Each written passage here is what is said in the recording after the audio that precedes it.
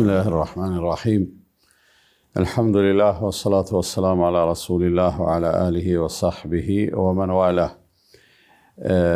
Hadithin e sotëm e transmeton një transmetues i veçantë, bile më i veçantë i këtij ummeti. Fjala është për Ebu Bekrin radhiyallahu anhu, i cili me gjithë vlerën edhe autoritetin e personalitetit të tij nuk është prej atyre që kanë transmetuar shumë hadithe. A në të vërtetë është njeriu i cili ndoshta ka qenë sikurse hije për pejgamberin alayhi salatu wasalam, atë shumë është shoqënuar me te, atë shumë ka nejt me te, atë shumë ka qenë i informuar për gjendjet, sjelljet, fjalët, veprimet e tij alayhi salatu wasalam. Mirë po, ka qenë njeri fjalë pak e me vepra shumë. Për atë arsye nuk e takojmë të transmetues të mëdhej të hadithit. Ebu Bekri ka pas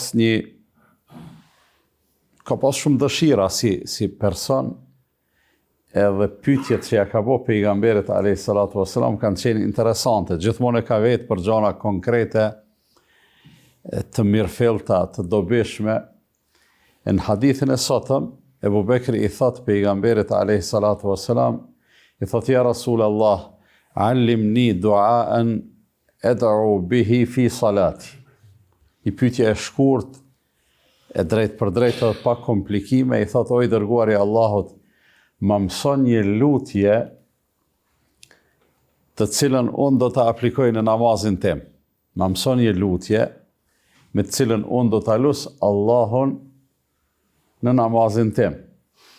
Dhe pejgamberi sallallahu alaihi wasallam si zakonisht i ka pas përgjigje të gatshme, i thot thuaj Allahumma inni zalamtu nafsi zulman kathira. Allahu im, unë me të vërtetë i kam bë vetës zullum shumë. Wala yaghfiru dhunuba illa ant. Ndërsa mëkatet nuk i fal askush përveç teje. Faghfir li maghfiratan min indika warhamni, andaj më trajto me një falje prej anës tane, më fal me një falje të madhe prej anës tane dhe më mëshira. Innaka antal ghafurur rahim, me të vërtetë ti je ai që fal shumë dhe ai që mëshiron shumë.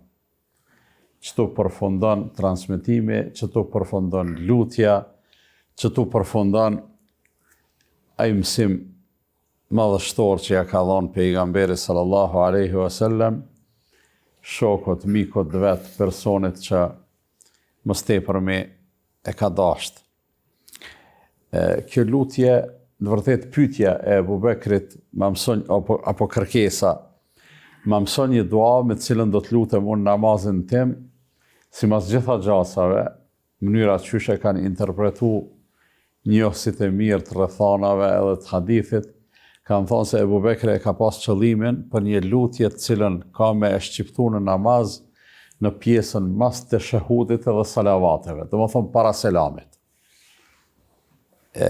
Do më thonë si mas gjitha gjasave qëto është qëllimi, edhe këtu ja ka mësu këtë lutje pejgamberi Allahut alayhi salatu wassalam Ebu Bekrit. Na i dim do lutje që i kena mësu qyshën në fëmini, dy prej tyne që mas tepër mi aplikojnë besimtarët në trojet tona, Rabbena atina fid dunya hasanatan, edhe tjetra, Rabbena gfir li, wali walideje. Këto dyjat jenë lutjet Kur'anit, edhe jenë madhështore gjithsesi. Lutjet e Kur'anit jenë lutjet cilat ne i ka mësu Allahu fuqi plot. Po gjithashtu edhe lutjet e pejgamberit sallallahu alaihi wasallam janë madhështore për arsye se edhe ato kanë formulim të veçantë. Për dallim prej lutjeve tona, të cilat na i formulojmë vetë me dijen tonë, nganjëherë po mendoj gjithmonë kush lutet e ka synimin e mirë, po jo të gjithë e bojnë atë formulimin më të mirën, po kjo pak ka rëndësi dhe kompenzimin e asaj paaftësisë tonë për me i formulu lutjet që duhet, i gjejmë pikërisht të lutjet kuranore dhe të lutjet profetike, të ato që na i ka mësu pejgamberi sallallahu alaihi wasallam. E një prej tyne është kjo të cilën e transmeton Ebu Bekri radiallahu ta'ala an. Përmbajtja e kësaj lutje dhe kuptimi i saj është i qartë,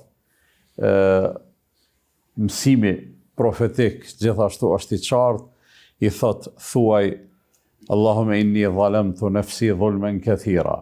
Allahu im, unë me të vërtet vetën time e kam trajtu me zullum, edhe atë me zullum të madh, vetës i kom bërë shumë pa drejtësi. Në të vërtet, në gjithë relacionin e kërkim faljes dhe Allahut fuqiplot, fjalia më e mirë që vjen e para është me e pranu gabimin.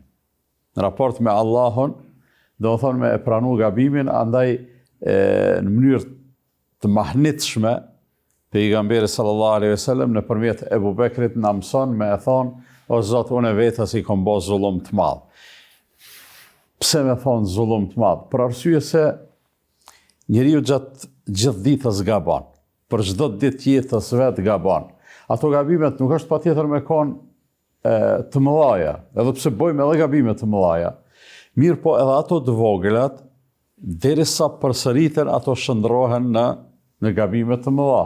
Kanë thonë dietarët e hershëm, nuk ka gabim të madh që nuk më njanohet me istighfar, por edhe nuk ka gabim të vogël që mbetet i tillë derisa përsëritet.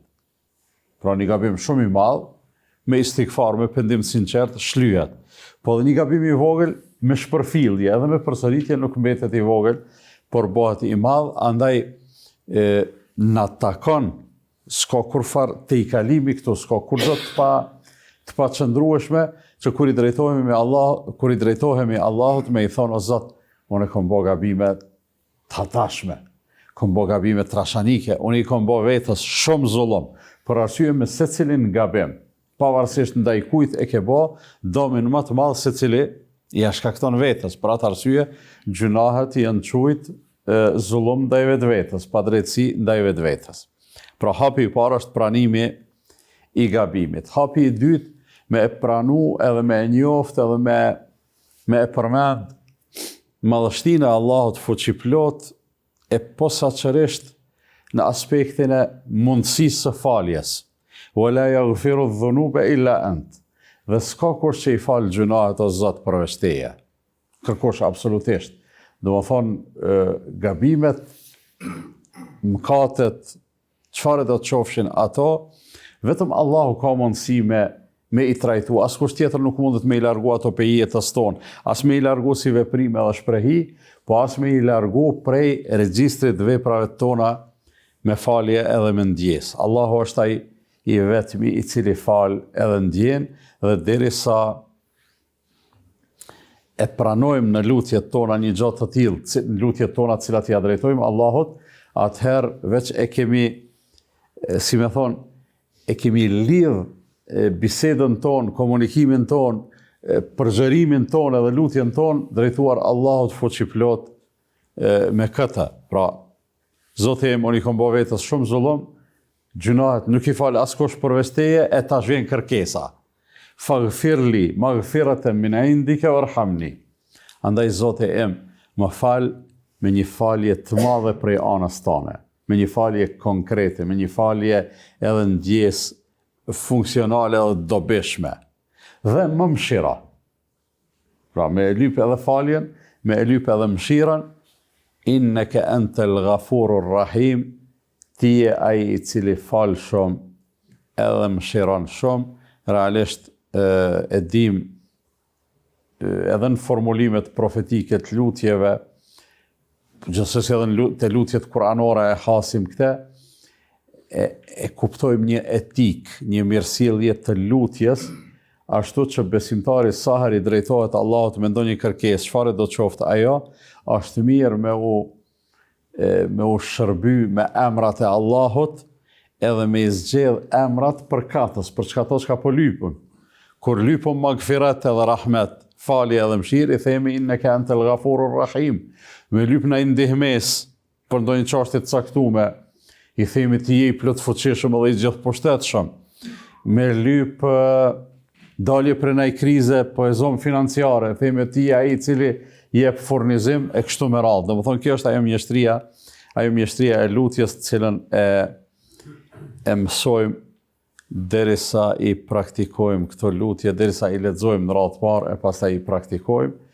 Pra, kjo është një lutje e transmetuar në mënyrë autentike, për arsye se jemi të folë për hadithet e Buhariut, nuk ka dyshim në saktësinë e saj, po pastaj e kuptuam një breng të Ebu Bekrit edhe një përgjigje të mirëfillt që ja ka dhënë pejgamberi sallallahu alaihi wasallam. Mirë është me mësu këtë lutje edhe me praktiku në namazin ton. Allah është përbleft për omendin o sallallahu ala nëbina Muhammed wa ala alihi wa sahbihi wa sallam tasliman kathira.